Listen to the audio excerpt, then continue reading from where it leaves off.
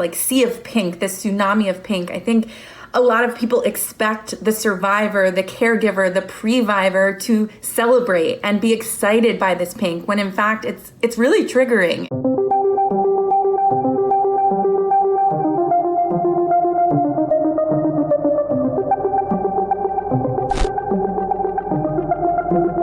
You'll see pink everywhere. There are pink products on the shelves. There are pink ribbons in every store you go to on products that have nothing to do with breast cancer at all. And they're using breast cancer to sell products, right? And pinkwashing actually goes beyond that too. It's also the exploitation of stories of community members. So a lot of breast cancer survivors or those within the community are asked to share their story for the purposes of selling product.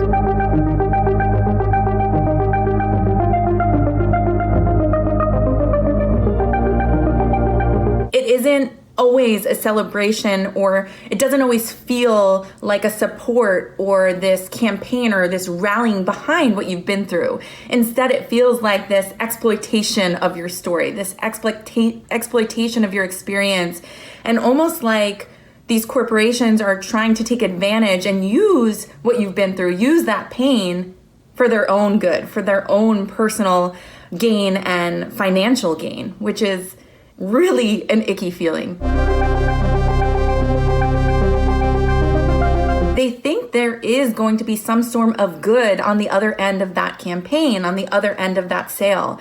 And unfortunately, that's not always the case. There is this trend in using language like end breast cancer, fight breast cancer, find a cure for the cure, which is beautiful if you are using that money to fund metastatic breast cancer research, because that's the only way we are moving towards a cure, right? But unfortunately, that language for the cure, fight cancer, and this disease is being thrown around when that money isn't being used for research.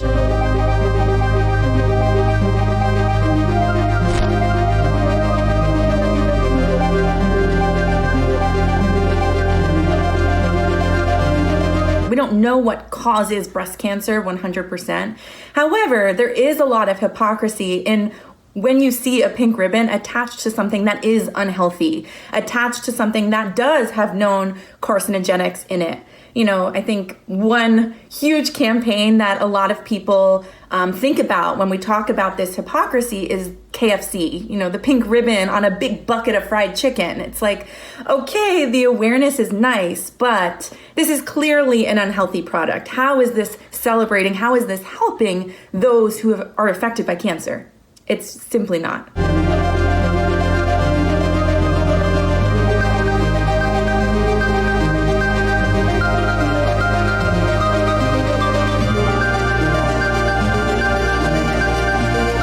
Breast cancer awareness to me means surgery and chemo, and means radiation, it means death. Trying to make breast cancer pretty, it doesn't represent what it really is.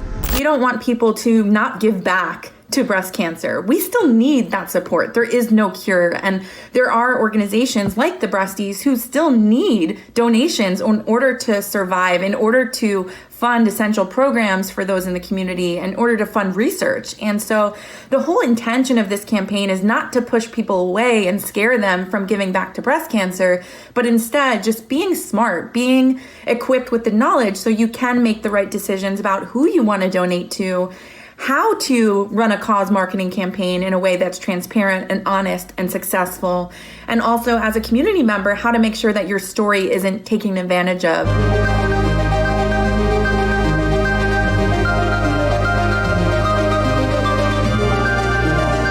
Breast cancer doesn't discriminate. Young people get diagnosed with breast cancer. I was diagnosed at 28.